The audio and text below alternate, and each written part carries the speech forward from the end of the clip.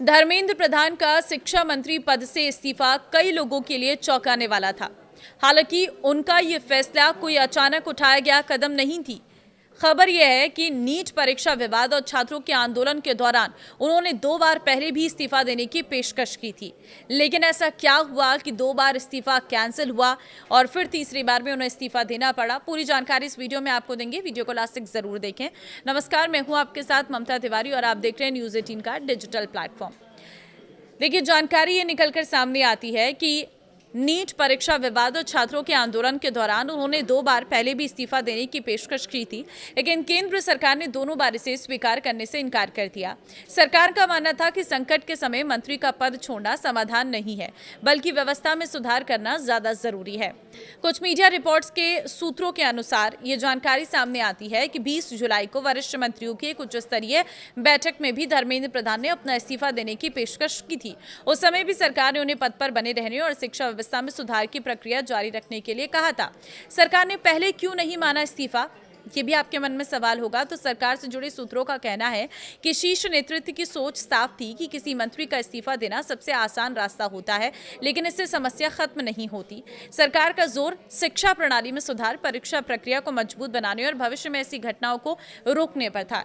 इसी वजह से धर्मेंद्र प्रधान को लगातार काम जारी रखने के लिए कहा गया। फिर ऐसा क्या हुआ कि फैसला बदला गया? तो सूत्रों के मुताबिक स्थिति उस समय बदली जब छात्रों के आंदोलन को लेकर सरकार ने सुरक्षा एजेंसियों की रिपोर्ट की समीक्षा की। बताया गया कि एक छात्र संगठन ने 20 जुलाई के चलो संसद प्रदर्शन जैसी एक और बड़ी रैली निकालने की चेतावनी दी थी। सरकार पहले से ही इस बात को लेकर चिंतित थी कि 20 जुलाई के दौरान प्रदर्शन के दौरान पुलिस कार्रवाई में कई छात्र घायल हुए थे। सुरक्षा एजेंसियों ने भी आशंका जताई कि आंदोलन का फायदा उठाकर कुछ असामाजिक और राष्ट्र विरोधी तत्व माहौल बिगाड़ने की कोशिश कर सकते हैं। सोशल मीडिया और सुरक्षा एजेंसियों की रिपोर्ट क्या थी?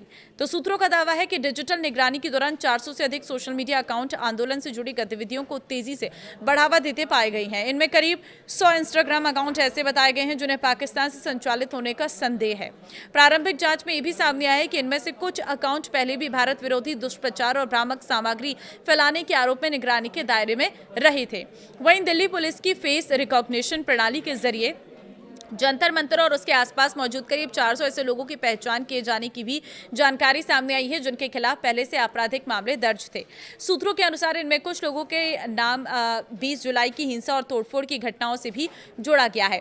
राष्ट्रीय हित को प्राथमिकता देने का ये फैसला है। सूत्रों के अनुसार इन सभी पहलुओं पर विचार करने के बाद सरकार इस निष्कर्ष पर पहुंची कि कानून व्यवस्था बनाए रखना और आंदोलन को और अधिक भड़कने से रोकना प्राथमिकता है। इसी दौरान धर्मेंद्र प्रधान ने एक बार फिर इस्तीफा देने की पेशकश और इस बार सरकार ने इसे स्वीकार करने का फैसला लिया।